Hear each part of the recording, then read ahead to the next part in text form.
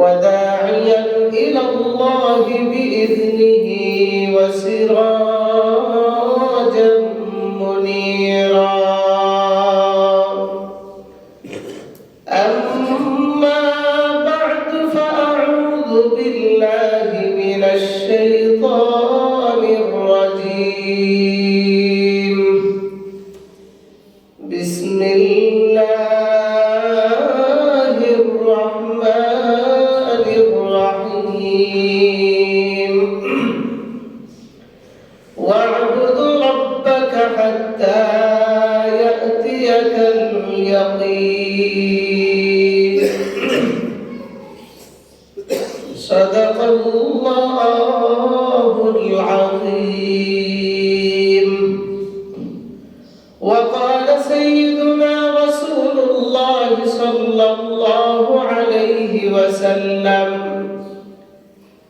الكيس من دان نفسه وعمل لما بعد الموت، أو كما قال عليه الصلاة والسلام.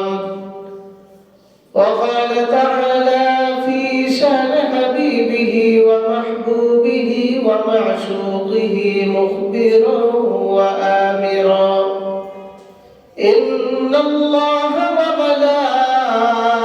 وملائكته يصلون على النبي يا أيها الذين آمنوا صلوا عليه وسلموا تسليما. اللهم صل على محمد وعلى آل محمد كما صليت على إبراهيم وعلى آل إبراهيم إنك حميد مجيد.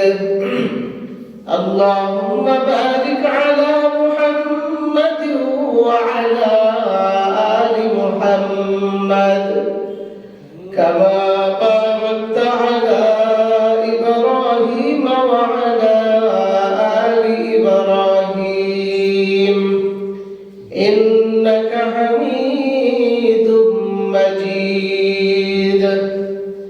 سبحانك لا علم لنا إلا ما علمتنا إنك أنت العليم الحكيم.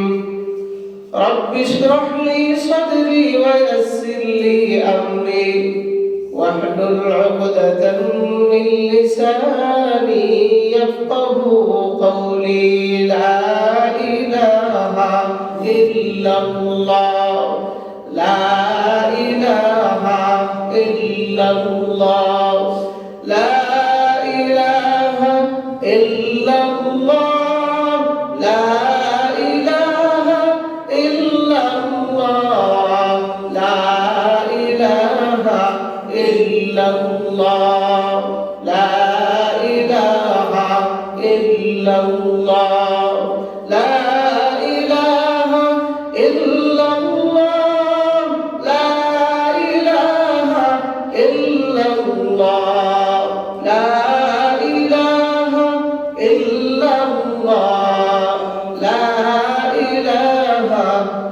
إلا الله، لا إله لا إله إلا الله، لا إله إلا الله، لا إله إلا الله محمد رسول الله صلى الله عليه وسلم. আলহামদুলিল্লাহ, আল্লাহ পাক রব্বুল আলামিনের দরবারে লাখ কোটি শুকর যে মহান দয়াময় রব্বুল আলামিন আপনারা আমাদিগকে রজব মাসের তৃতীয় জুমায় আল্লাহ তাআলার কুদরতে কদমে সিজদা দেওয়ার তৌফিক দান করেছেন। এই জন্য এই মহান রব্বুল ইজ্জত ওয়া জালালের দরবারে অন্তরের অন্তঃস্থল থেকে আমরা কালিমাতুল শুকর আদায় করছি আলহামদুলিল্লাহ। আল্লাহ পাক রব্বুল আলামিন আমাদেরকে তৌফিক দিয়েছেন বিদায় এই জন্য আমরা আসতে পারছি। হায়াত নামক দৌলতটা যদি আমাদের শেষ হয়ে যেত তাহলে আমাদের আসার মতো কারো ক্ষমতা ছিল না। এই জন্যই আল্লাহ পাক রব্বুল আলামিন আমাদেরকে যেহেতু হায়াত নামক দৌলতটাকে বাড়িয়ে দিয়ে জুমা পর্যন্ত নিয়ে আসছেন, আল্লাহ পাক রব্বুল আলামিনের পক্ষ থেকে এটা আমাদের জন্য বোনাস। কারণ আমরা এক সেকেন্ডের কোনো ভরসা নিয়ে চলতে পারি না, গ্যারান্টিহীন জীবন নিয়ে চলাফেরা করি। এই গ্যারান্টিহীন জীবনের মধ্যে আমাদের বুক ভরা আশা, চোখ ভরা স্বপ্ন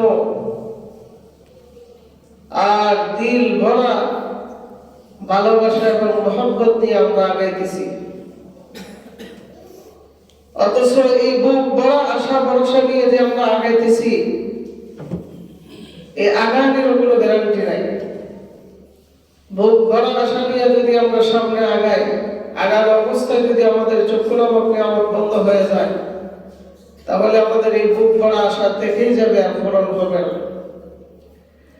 এই জন্য আল্লাহর কাছে নেক হায়াতের দোয়া বেশি বেশি করো, বেশি বেশি করে আল্লাহর কাছে নেক হায়াতের দোয়া বেশি বেশি করে করা।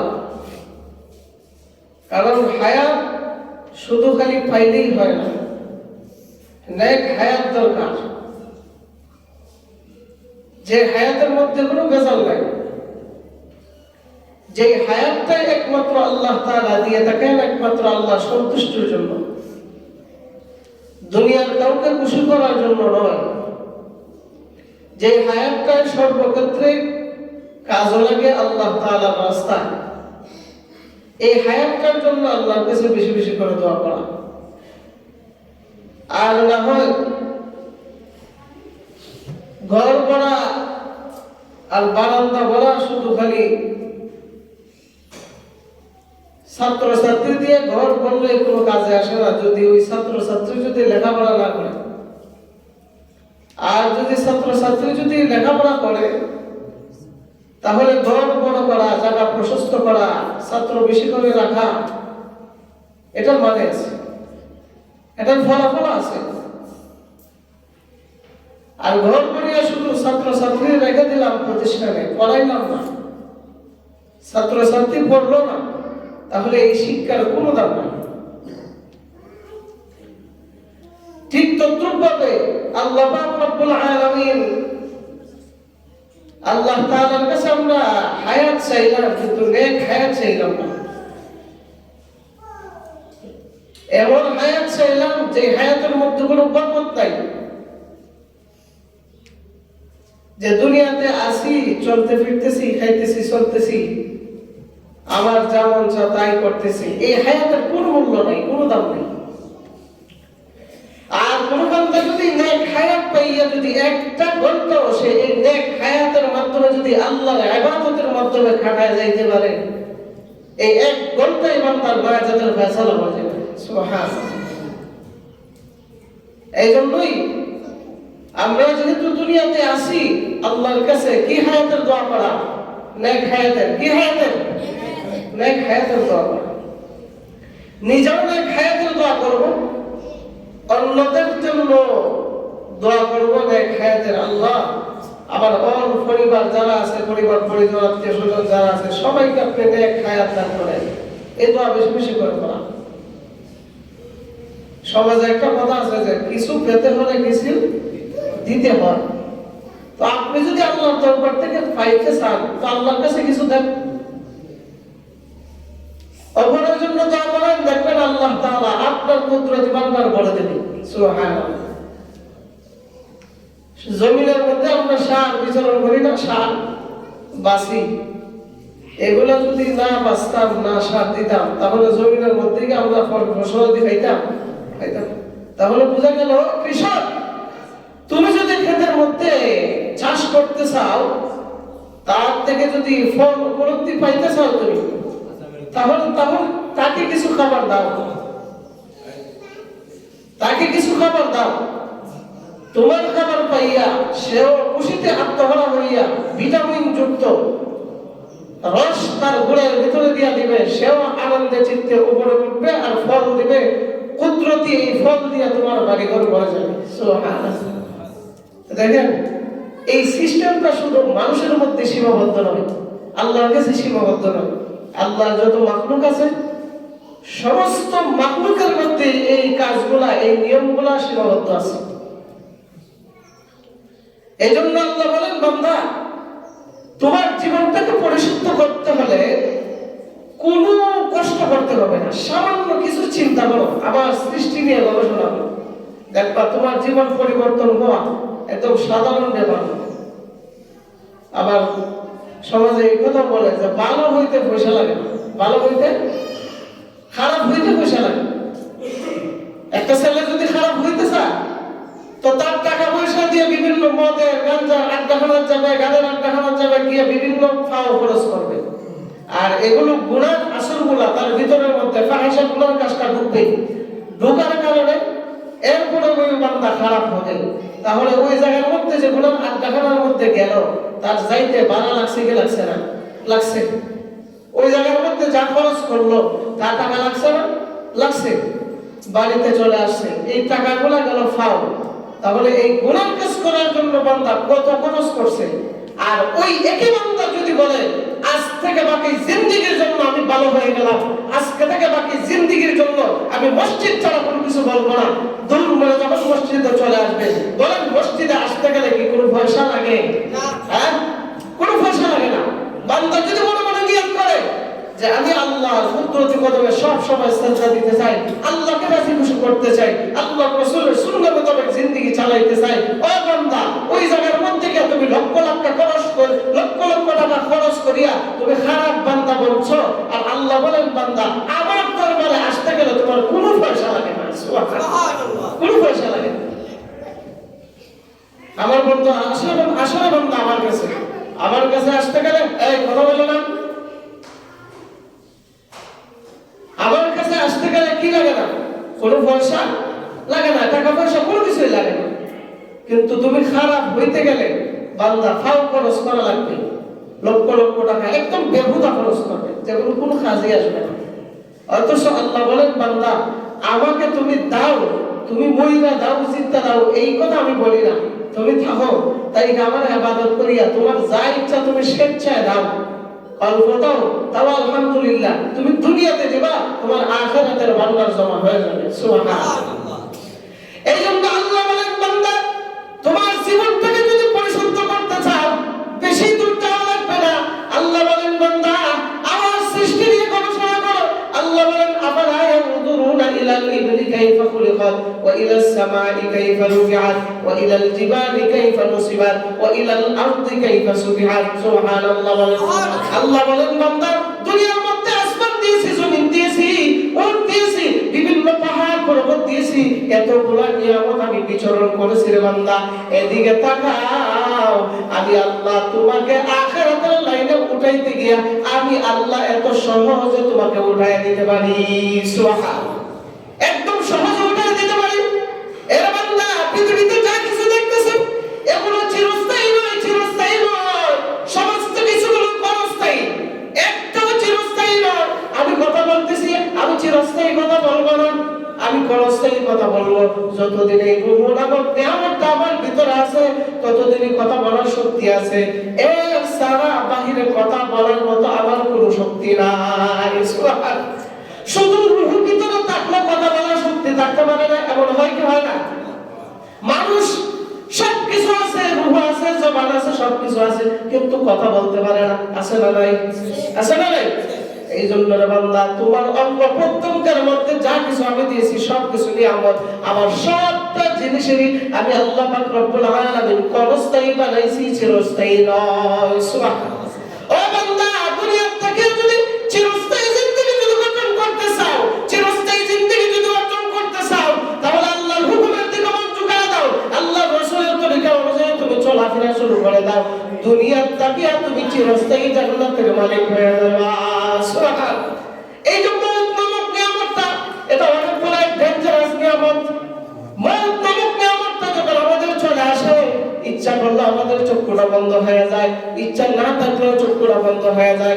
চক্ষু বন্ধ হইয়া দুনিয়াতে আমরা যা কিছু দেখতেছি সবকিছু আমরা আপন মনে করলো, বলেন তো এগুলা কি আমাদের আপন না? সব হলো ক্ষণস্থায়ী। দুনিয়াতে আমরা ধন সম্পদ তালাশ করার জন্য কত কষ্ট করি, অথচ ধন সম্পদের দৌড় একমাত্র কবর পর্যন্ত। কবর পর্যন্ত গিয়া আর ধন সম্পদ কবরের ভিতরে আর ঢুকবে না। সুবহানাল্লাহ। অর্থাৎ যেই ধন সম্পদের জন্য আমরা এত পাগল পারা, এই ধন সম্পদ কবর পর্যন্ত যাবে, আর সামনে অগ্রসর হওয়া শক্তি নাই। নিজ হাতে আমরা কবরের মধ্যে একে অপরকে শায়িত করে দেই, কবরের মধ্যে একে অপরকে আমরা শায়িত করে দেই। আপনজনরাই যে আপনজনের জন্য তারা মাথার ঘাম পায়ে ফালাইয়া কাজকর্ম করিয়া ছোট থেকে বড় করে সুখ শান্তির জন্য এই আপনজনরাই নিজ হাতে কবরের মধ্যে দিয়া দেয়। এই জন্য আল্লাহ রাসূল বলেন, ও উম্মতেরা, সব সময় কবরের কথা চিন্তা করিও। যদি কোনো বান্দা সব সময় মরণের কথা, কবরের কথা যদি বান্দা চিন্তা করে, তার দ্বারা কখনো গুনাহ কাজ করা সম্ভব নয়। ঠিক না ভাই? তার দ্বারা কখনো গুনাহ কাজ করা সম্ভব না। এই জন্য হযরত উসমান রাদিয়াল্লাহু তাআলা আনহু যখন প্রত্যেকে বের হইয়া তিনি যখন কোনো গুরুস্থান দেখতেন, কবরস্থান দেখতেন, দেখার সাথে সাথে উনি কান্নাকাটি শুরু করে দিতেন। আর কান্নাকাটি যখন শুরু করে দিতেন, কাঁদতে কাঁদতে লোকেরা জিজ্ঞাসা করতো, উসমান, কিছুই বুঝতে পারলাম না, আপনার সামনে যখন আমরা কবরস্থান দেখি, কবরস্থান দেখার সাথে সাথে আপনি কেন কান্নাকাটি করে দেন? এটার জবাব কি আপনি বলেন? হযরত উসমান বলে, ও ভাই, কবর দেখে কান্নাকাটি করার কারণ হলো, কবরটা আমি যখন দেখি, দেখার সাথে সাথে আমার ভিতরের মধ্যে একটা সিফা মারে, আজকে দুনিয়াতে আছি, কালকে তো আমার এই কবরে শহীদ হওয়া লাগবে। সুবহানাল্লাহ। এই জন্য আমার ভিতরে একটা সিফা মারে, কবর দেখলে আমি বরদাস্ত করতে পারি না। যখনই দেখি, দেখার সাথে সাথে আমার কলিজার মধ্যে একটা সিফা মারে যে আমার তো কালকেই অথবা এখনই আমার এই কবরের মধ্যে শহীদ হওয়া লাগতে পারে। হযরত আবু বকর সিদ্দিক রাদিয়াল্লাহু তাআলা আনহু জান্নাতের গ্যারান্টি প্রাপ্ত সাহাবী, আশারা মুবাশশারা 10 জন সাহাবী যে জান্নাতি, এর মধ্যে প্রথম স্থান, প্রথম নম্বর যিনি, হযরত আবু বকর সিদ্দিক রাদিয়াল্লাহু তাআলা আনহু, যিনি সর্বপ্রথম মুসলমান হয়েছিলেন আল্লাহর রাসূলের হাতে। সুবহানাল্লাহ। হযরত আবু বকর কান্নাকাটি করে কবর দেখে, রাত্রিবেলা কবরস্থানে দাঁড়িয়ে কান্নাকাটি করে, ওনার কবরের পাশে দাঁড়াইয়া মুনাজাতের কান্নার আওয়াজ শুনিয়া আশেপাশের লোকেরা দৌড়ে চলে আসে, আয়েশা বলতেছে, ও আমিরুল মুমিনিন, এ সিদ্দিক আকবর, আপনি কেন কান্নাকাটি করেন? বুঝতে পারলাম না। আমি কবর দেখে কাঁদি। কেন কাঁদেন? আপনাকে তো আল্লাহ তাআলা জান্নাতের স্বয়ং টিকিট দিয়ে দিয়েছেন। সুবহানাল্লাহ। আমি একটা ভয় করি, আল্লাহ আমাকে জান্নাতের টিকিট দিয়ে দিয়েছেন, আমি কবরের মধ্যে দাঁড়ায় আছি, এই মুহূর্তে যদি মৃত্যুবরণ করি, এর আগে যদি আল্লাহ আমাকে বলে, ও আবু বকর, তোমাকে যে জান্নাতের টিকিটটা দিয়েছিলাম, ওই টিকিটটা আমাকে ফেরত দিয়ে দাও। সুবহানাল্লাহ। তোমার এই আমল আমার পছন্দ না হওয়ার কারণে আমাকে ফেরত দিয়ে দাও, এই ভয়ে তো আমি কান্নাকাটি করি। আর কবরের সামনে যখন আসি, তখন এই ভয়গুলা আমি আবু বকর আরো বেশি করে বেড়ে যায়। সুবহানাল্লাহ। কেমন ভয় করছে, অথচ জান্নাতের গ্যারান্টি প্রাপ্ত সাহাবী, যাদের ব্যাপারে আল্লাহ তাআলা ডাইরেক্ট করে দিয়েছেন যে তারা জান্নাতি, এই জান্নাতের টিকিট পাওয়া সত্য, এরপরে কবরের কথা স্মরণ করিয়া কান্নাকাটি করে। সুবহানাল্লাহ। আল্লাহর নবীর বিবি আম্মা জান খাদিজাতুল কুবরা রাদিয়াল্লাহু তাআলা আনহা, উনি আল্লাহর রাসূলের এত প্রিয় একজন স্ত্রী ছিলেন। সর্বপ্রথম স্ত্রী ছিলেন হযরতে খাদিজাতুল কুবরা রাদিয়াল্লাহু তাআলা আনহা। উনি একদিন রাত্রে বেলা কান্নাকাটি করতেছেন, গভীর রজনীতে কান্নাকাটি দেখিয়া আল্লাহর রাসূল ঘুম থেকে দাঁড়িয়ে গেলেন, দাঁড়িয়ে বলতেছে, হে খাদিজা, তুমি কান্নাকাটি করতেছো কেন? আমি তো বরদাস্ত করতে পারতেছি না তোমার কান্না শুনিয়া, কেন কান্নাকাটি করতেছো? আমি বলি, তোমার শরীরের কাপড়টা ছিঁড়া দেখা যায়, তোমাকে কাপড় কিনে দিতে পারে না, এই জন্য তুমি কান্নাকাটি করতেছো, কারণ তুমি তো অনেক বড় ধনাঢ্য মহিলা ছিলা। যেই মহিলা নিজের একা সম্পদ ছিল 40 মণ স্বর্ণের মালিক। সুবহানাল্লাহ। ইসলাম ধর্ম গ্রহণ করিয়া সমস্ত সম্পদগুলো আল্লাহর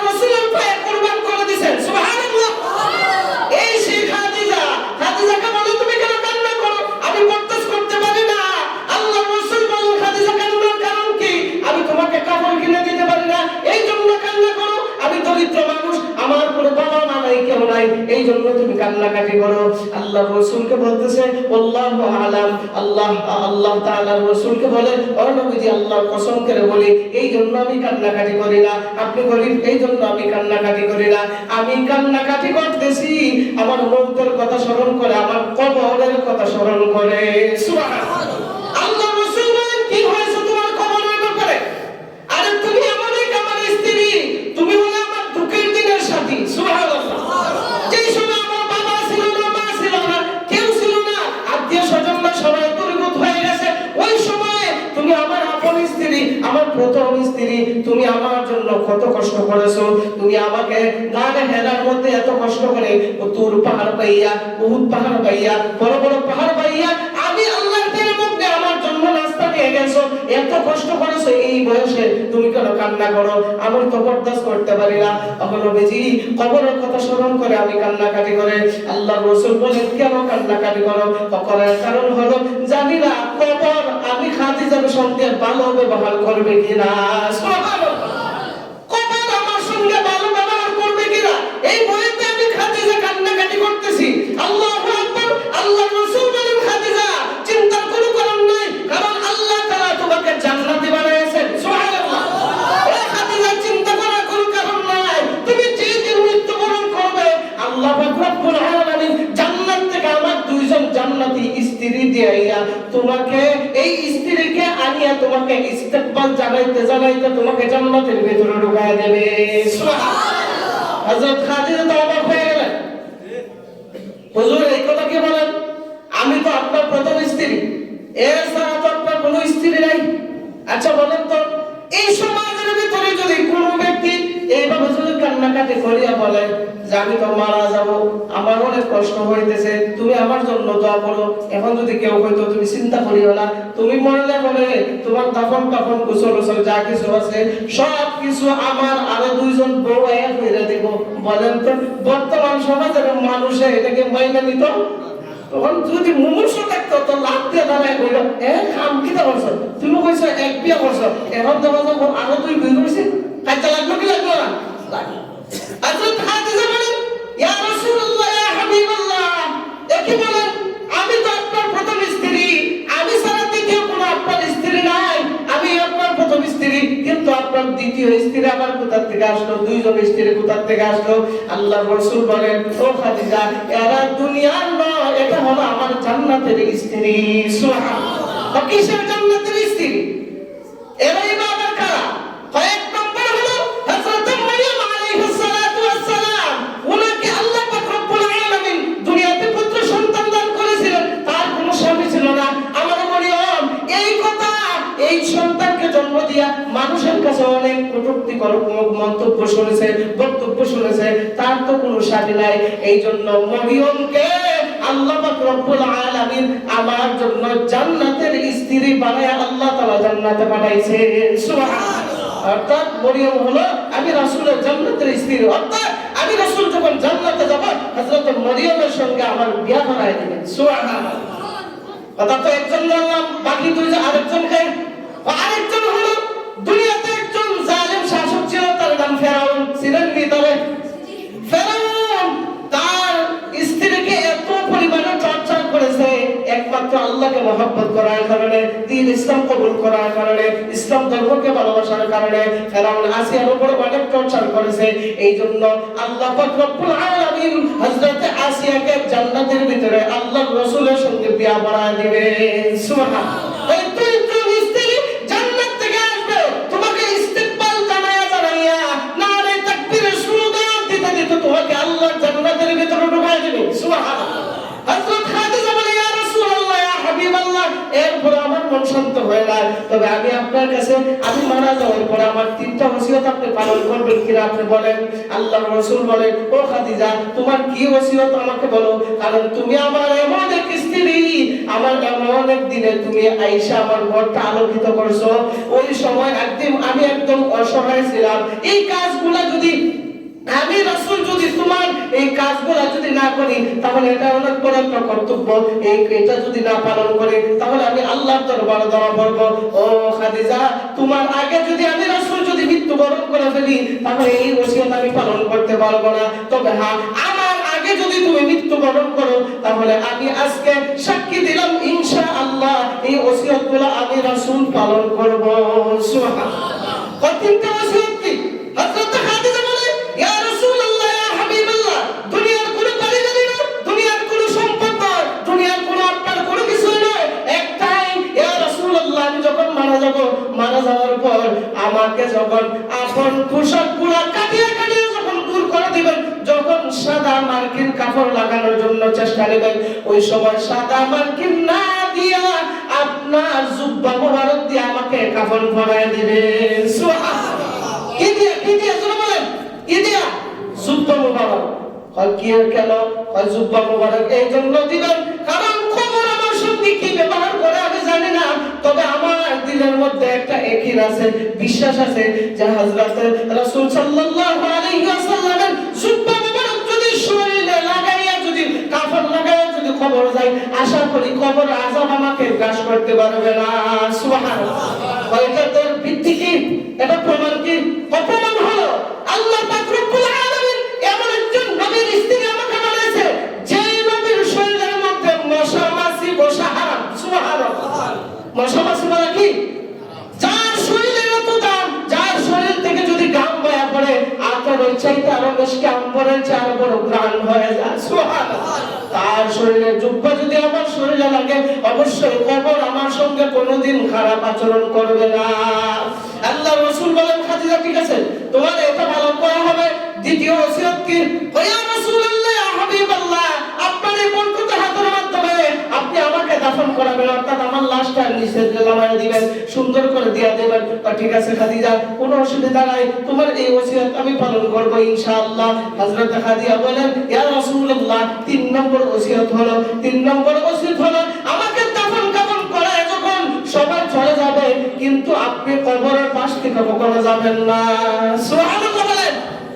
কবরের পাশ থেকে কি করবেন না? যাবেন না। সবাই যদি চলে যায় তো আপনি যাবেন না। কেন? হয় মুনকার নাকির ফেরেশতা যখন আসবে আমাকে প্রশ্ন করার জন্য, এই প্রশ্নের প্রত্যেকটা জবাব আপনি দেওয়া লাগবে। সুবহানাল্লাহ। আল্লাহু আকবার বলবেন না? কিসের জবাব? কিসের জবাব? কবরের প্রশ্নের জবাব দিয়া এরপর যাবেন, এর আগে যাবেন না। আল্লাহ রাসূল মারসিরি সব পানা। আচ্ছা বলেন, দুনিয়ার তাকিয়া কি কবরের প্রশ্নের জবাব দেওয়া যায়? সম্ভব আছে? সম্ভব না। আল্লাহর হুকুমে যখন হযরত খাদিজাতুল কুবরা মারা গেলেন, মারা যাওয়ার পর আল্লাহ পাক রব্বুল আলামিনের প্রিয় হাবিব সমস্ত ওসিয়তগুলো পালন করা শুরু করলেন। হযরত খাদিজাতুল কুবরা রাদিয়াল্লাহু তাআলা আনহা গায়ে আল্লাহর রাসূলের জুব্বা পরিধান করায় দিলেন, জুব্বা দিয়া কাফন পেছাইয়া দিলেন, কাফন পেছাইয়া নিচে যখন লাশ নামাইলেন, লাশ নামাইয়া বলেন তো নিচে লাশ নামাইয়া মাথাটা কোন দিকে রাখেন? কথা বলেন। কিবলামুখী করে না? কিবলামুখী কোন দিকে রাখেন? কিবলামুখী করে রাখেন। কিন্তু আজব এক কাহিনী, আল্লাহর রাসূল যখন খাদিজাতুল কুবরা রাদিয়াল্লাহু তাআলা আনহা মাথাটা যখন পশ্চিম দিকে যখন হারা দেয়, কিবলামুখী করিয়া দেয়, অটোমেটিক সোজা আকাশের দিকে হয়ে যায়। সুবহানাল্লাহ। আবার দিলেন, আবার আকাশের দিকে হয়ে যায়, আবার দিলেন, আবার আকাশের দিকে হয়ে যায়। আল্লাহর রাসূল শেষে চিন্তিত হইয়া আল্লাহর রাসূল ওইভাবে রাখিয়া আর দিলেন না, উপরে চলে আসলেন, সুন্দর করে মাটি দিয়া আল্লাহর রাসূল বসা আছেন, টেনশনে আল্লাহর রাসূল কান্নাকাটি করতেছেন। ওইদিকে আল্লাহ তাআলা আল্লাহর রাসূলের দিকে তাকাইয়া আল্লাহ তাআলা রহমতের হাসি হাসতেছে। সুবহানাল্লাহ। আর ডাকতে বলে জিবরাইল, আর দেরি করিও না, আমার বন্ধু কষ্ট হইতেছে, তাড়াতাড়ি যাও, তার কবরের পাশে গিয়ে বলো আমার বন্ধুকে সুসংবাদ জানা দাও। তার মাথাটা কেন এদিকে আসে না জানুনি? কারণ খাদিজাতুল কুবরাকে আমি আল্লাহ তাআলা মাফ করে দিয়েছি। সুবহানাল্লাহ। খাদিজাতুল কুবরাকে মাফ করার কারণে খাদিজা খুশি হইয়া আর কাবলামুখী করে না, স্বয়ং আমি আল্লাহকে দেখতেছে, এই জন্য মাথাটা আকাশের দিকে উঠে আসে। সুবহানাল্লাহ। ইয়া রাসূলুল্লাহ, শুধু তাই নয়, 3 নম্বর ওসিয়ত আপনাকে খাদিজা কি করছিল? যেন আমি এই কবরের পাশে বসিয়া তার প্রশ্নের জবাবগুলো দিয়া যেন এরপর আমি বাড়িতে যাই। কিন্তু কি করে দেব? এটা কি করে সম্ভব? আমি তো বুঝতে পারতেছি না। এমনি বলে, ইয়া রাসূলুল্লাহ, ইয়া হাবিবাল্লাহ, চিন্তা করার কোনো কারণ নাই। আল্লাহ তাআলা জবাব দিয়ে দিয়েছেন। আল্লাহ বলছেন, খাদিজার প্রত্যেকটা প্রশ্নের উত্তর আল্লাহ তাআলা স্বয়ং নিজেই দিয়ে দিয়েছেন। সুবহানাল্লাহ। স্বয়ং কি দিয়ে দিয়েছেন? নিজেই দিয়ে দিয়েছেন। দেখেন, উনি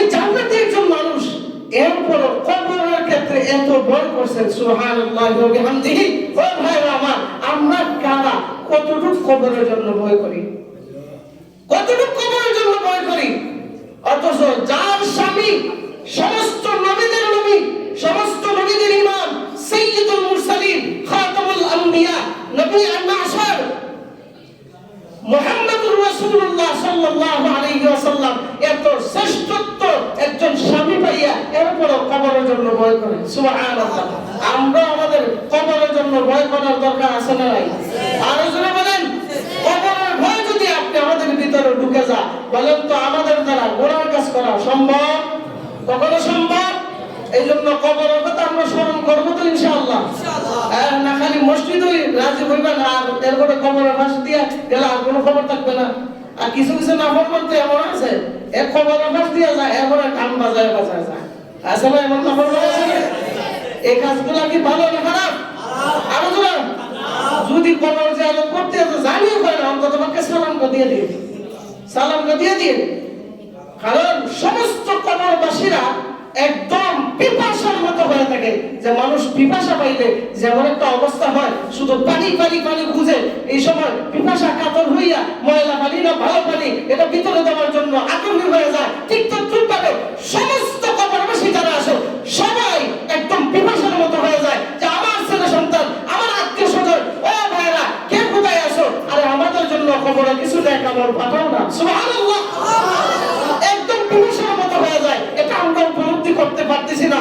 ওই দিন উপলব্ধি করবো যেই দিন আমাদের শরীরের মধ্যে এই কাফনের পরিবর্তে সাদা কাফন লেগে যাবে। বলেন আল্লাহু আকবার।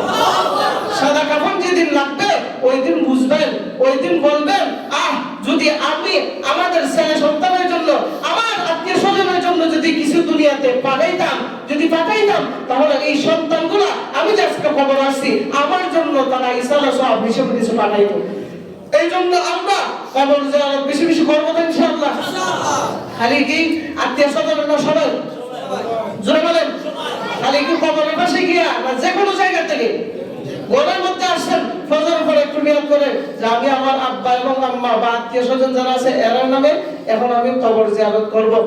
তো সূরা ইখলাস 3 বার পড়েন, সূরা ফাতিহা 1 বার পড়েন, দুরূদ শরীফ পড়েন, কইরা হাত উঠান লাগবে না, মনে মনে দোয়া করেন।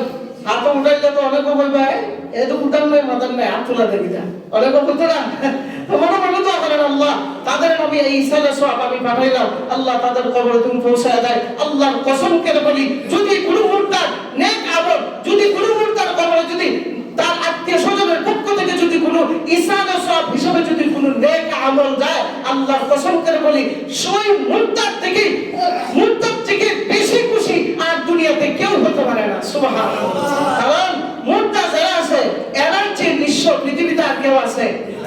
আপনি আমি নিঃস্ব, আমার মা বাবা মারা গেছে, আপনাদের মা বাবা মারা গেছে, আত্মীয় স্বজন কেউ নাই, কিন্তু আল্লাহর কসম 10 জন যদি আপনার কাঁধে আগায় না আসে, বাকি 100 জনের মধ্যে 90 জন আপনার জন্য আগায় আসবে কি আসবে না? একজনের কথা না শুনলো 10 জনের কথা শুনে হলো আপনাকে হেল্প করবে কি হবে না? কিন্তু কবর এমন এক জায়গা যে জায়গার মধ্যে কোনো মুর্দাকে হেল্প করতে পারে না, মুর্দাকে হেল্প করতে পারে না। আমরা তো দুনিয়াতে পয়সা আছি, কেউ না থাকলেও একজনকে হেল্প করার জন্য কি রাস্তা পাই, দিয়া দিতে পারি, আমি নিজে না পারি অন্যের কাছ থেকে নিয়ে দিতে পারি। কিন্তু কবর এমন এক জায়গা কেউ দেয় না, একদম নিঃস্ব অবস্থা। আর যখন থেকে তার আত্মীয় স্বজনরা তার কবরের মধ্যে ঈসা আলাইহিস সালাম পাঠাইতেছে, তখন অন্য মুর্দারা দেখিয়া আফসোস করে আর কান্নাকাটি করে, হায় আফসোস, আমার এত আদর সন্তান থেকে দুনিয়াতে রেখে আসলাম, এত আত্মীয় স্বজন যাদের ক্ষেত্রে আমি কত কষ্ট করছি, তারা কি আজকে আমার কবরে ঈসা আলাইহিস সালাম একটু পাঠাইতে পারে না? তারা ওই জায়গা থেকে বসে আমাদের জন্য কান্নাকাটি করতে থাকে। বলেন নাউজুবিল্লাহ। আল্লাহ পাক রব্বুল আলামিন আপনি আমাদেরকে বেশি বেশি করে মওতের কথা, কবরের কথা, কবরবাসীদের কথা চিন্তা করে আখিরাতের দিকে আগাইবার তৌফিক দান করুন। সবাই বলি আমিন। ওয়া আখিরু দাওয়ানা আলহামদুলিল্লাহি রাব্বিল আলামিন।